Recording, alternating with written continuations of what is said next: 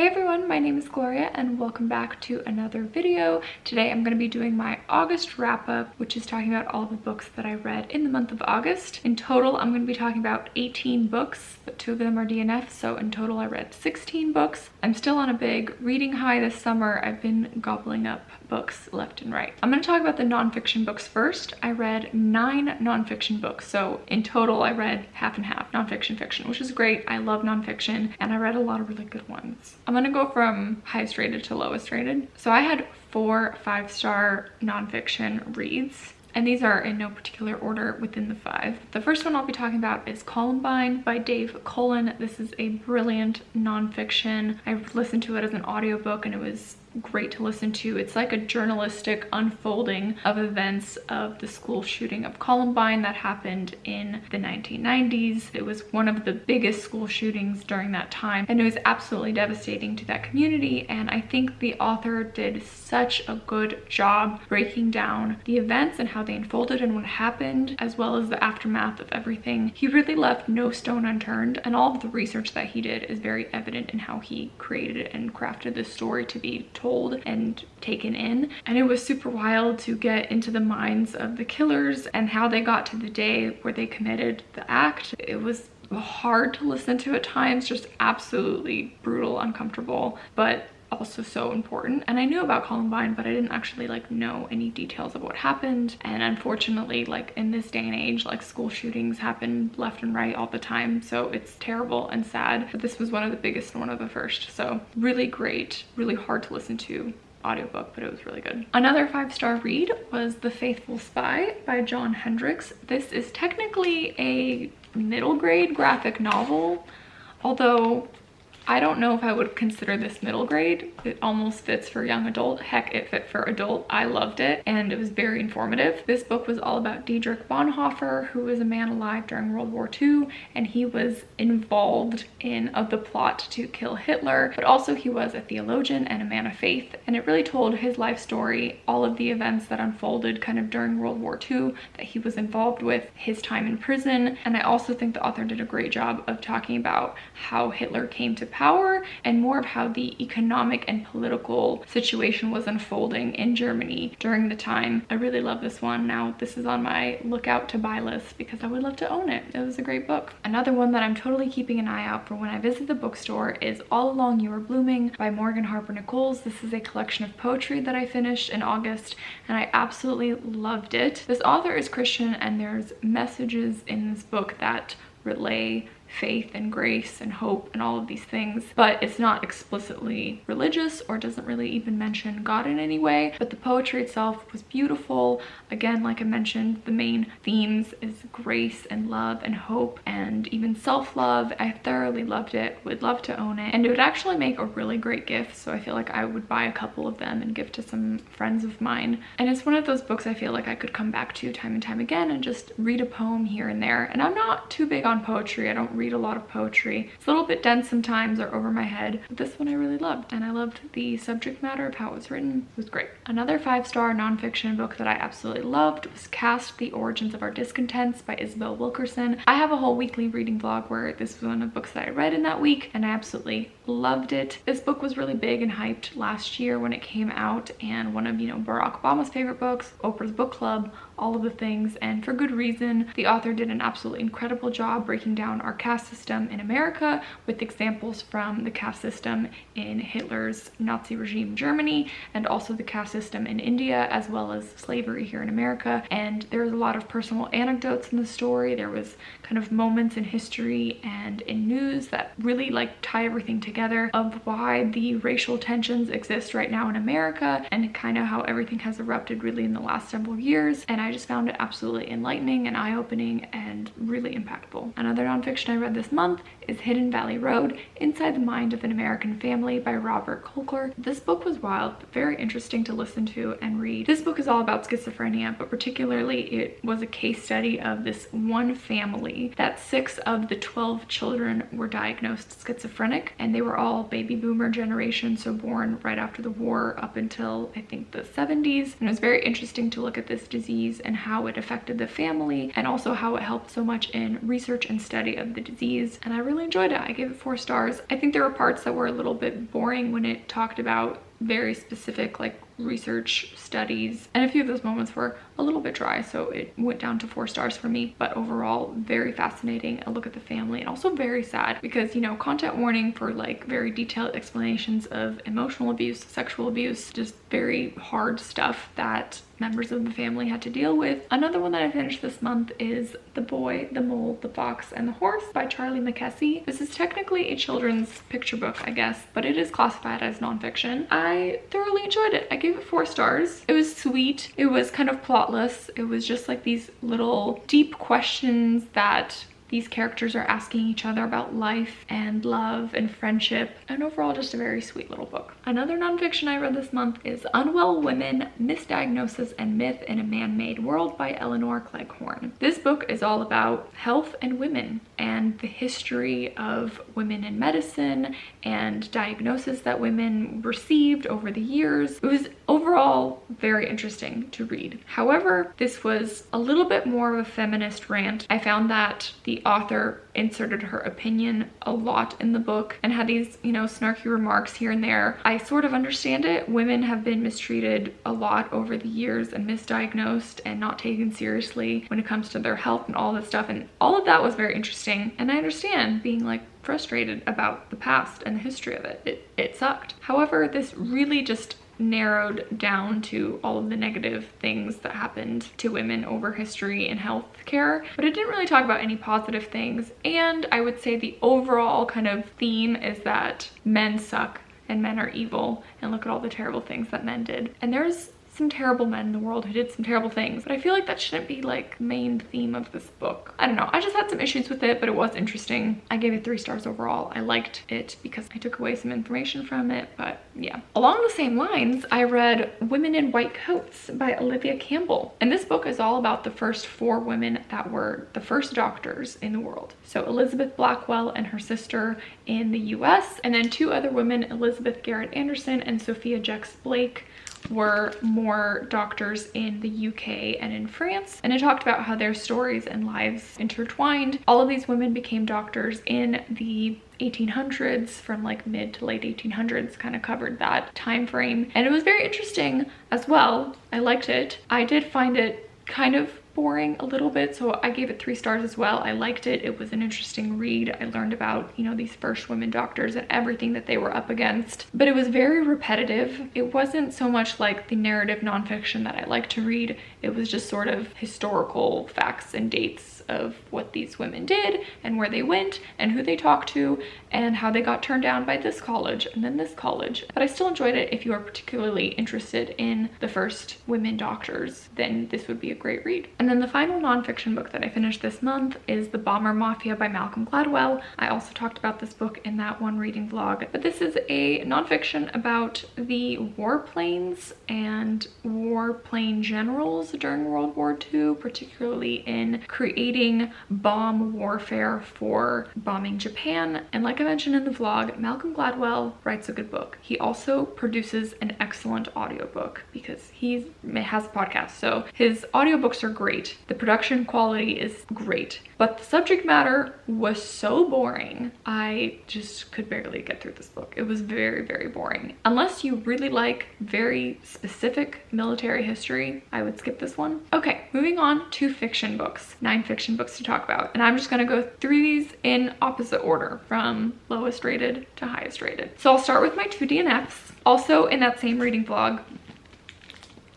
I DNF'd Project Hail Mary. Go watch that with more of my thoughts. But overall, I couldn't do it. I got to page 200. I was bored as heck. The science information was way too much. I'm gonna say spoiler, but I don't think it's a spoiler. This whole book is about aliens. I thought this was gonna be more like The Martian, which I read earlier this year and loved, but I just couldn't do it. I didn't care about aliens, and I was bored and I was skimming, so I DNF'd it. Super unpopular opinion, I'm sorry. Another DNF was Night Film by Marissa Peschel. This was a too dark, too creepy, weird, horror-y book that BookTube loves to talk about, but I realized never gives synopsis about, and so I didn't know what I was getting into when I started reading it, and I just couldn't do it. So I also DNF'd this, and I'm happy to take it off the TBR. And then I have the worst historical fiction that I have ever read, and that is A Woman of Intelligence by Karen Tanabe. I just finished this a few days ago and I gave it 1 star. It was a terrible historical fiction. I hated this book. I hated everything about this book. Mostly the characters, and the plot was fine, but the characters, I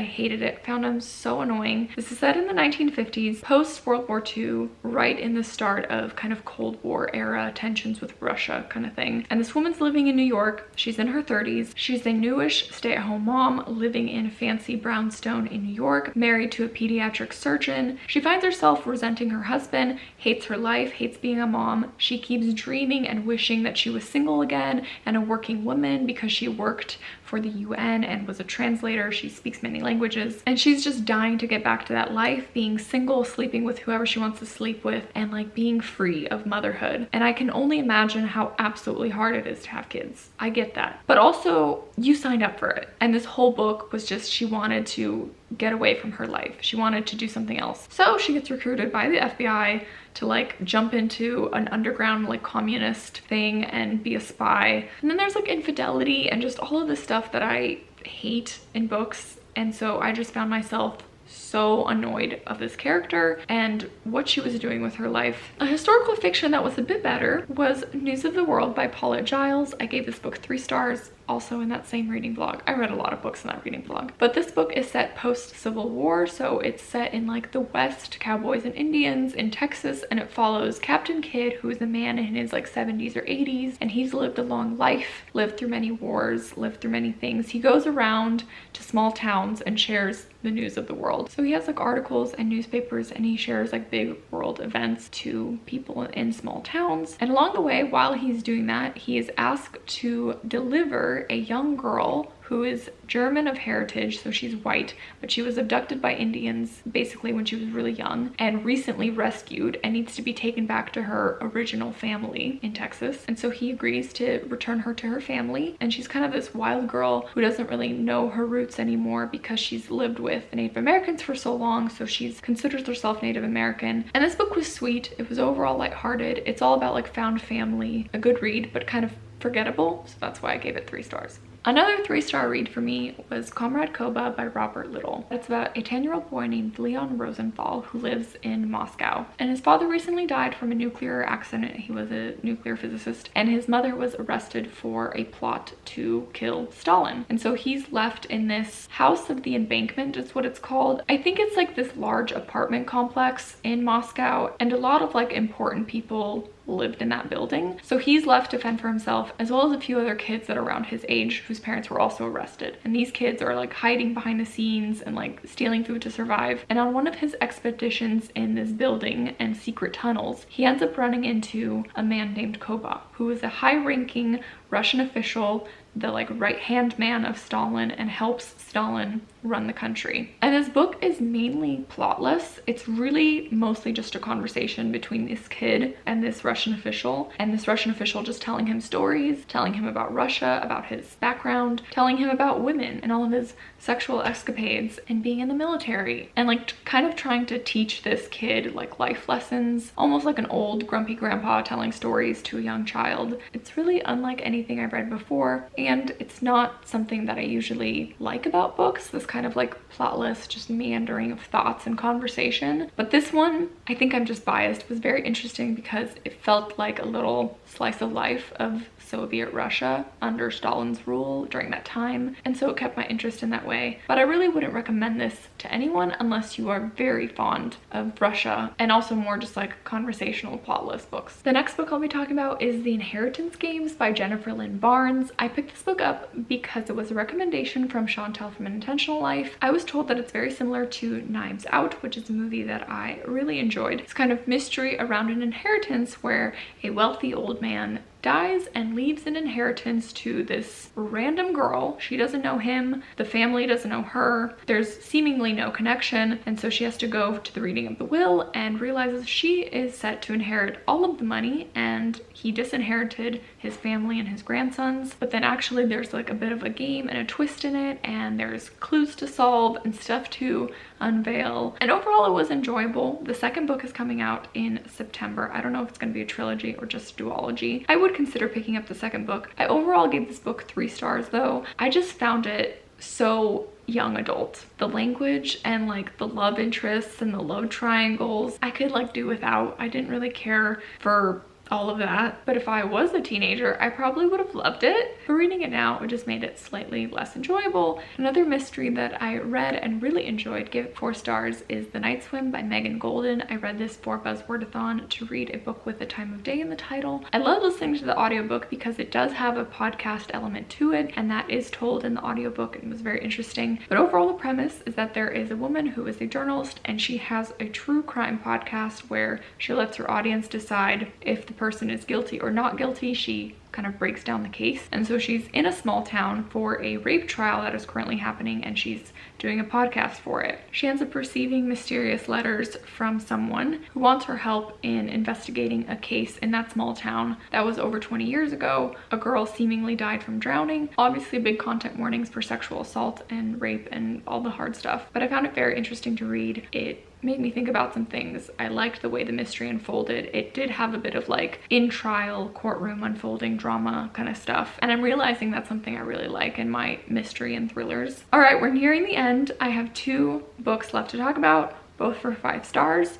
Both were historical fiction, to no one's surprise, because that's my favorite genre. The first one is Nature of Fragile Things by Susan Meisner. This is a 2021 historical fiction release. It's set in San Francisco in the early 1900s around the big San Francisco earthquake that happened. The main character is a woman who immigrated from Ireland, and she answered a newspaper ad to be a mail order bride for a man in San Francisco to take care of him and his 5-year-old daughter because he is a recent widower. So she comes to San Francisco. Everything seems to be fine. She's living in a nice house. She's well taken care of. But this husband that she married is never home. He always leaves on business trips, and like something is off about him. And then I can't really say much else because this book is actually full of a lot of twists and turns, and it really felt more like a mystery, and I absolutely loved this book. I love the story. I was so connected with the characters. I was so invested in them and everything that happened. It was fantastic. It was my first Susan Meisner, and it won't be my last because I've heard she writes a lot of great historical fiction, so I'm excited to pick more books up from her. And my final book I'll be talking about is Dear Mrs. Bird by A.J. Pierce. I haven't heard many people on BookTube who like historical fiction talk about this book, which I'm surprised.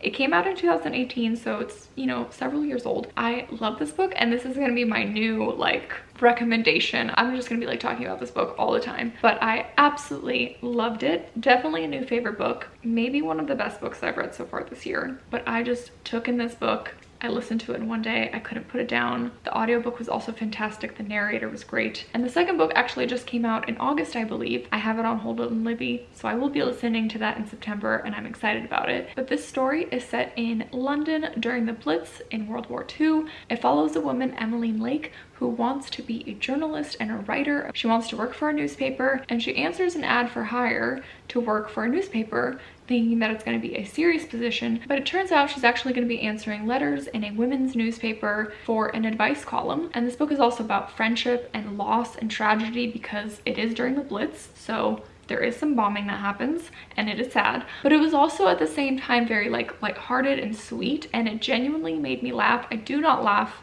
easily at all. I don't find a lot of things funny, and books rarely make me laugh, but this one genuinely had me laughing out loud because the dialogue was very witty. It was written very well. I absolutely love this book. Love the characters, love the dialogue, love the story, where it went, how it ended. It was just purely an enjoyable reading experience. It had everything I loved in a book. So I think this is like my new example of like my new perfect book. If you like historical fiction, do yourself a favor and read this one. Oh, it was so good. Alrighty, so that is my very long August wrap up. Let me know any thoughts that you have below, and also what your favorite book that you read in August was. I'm curious to know. Thanks so much for watching and tuning in. I will see you guys in another video soon. Bye!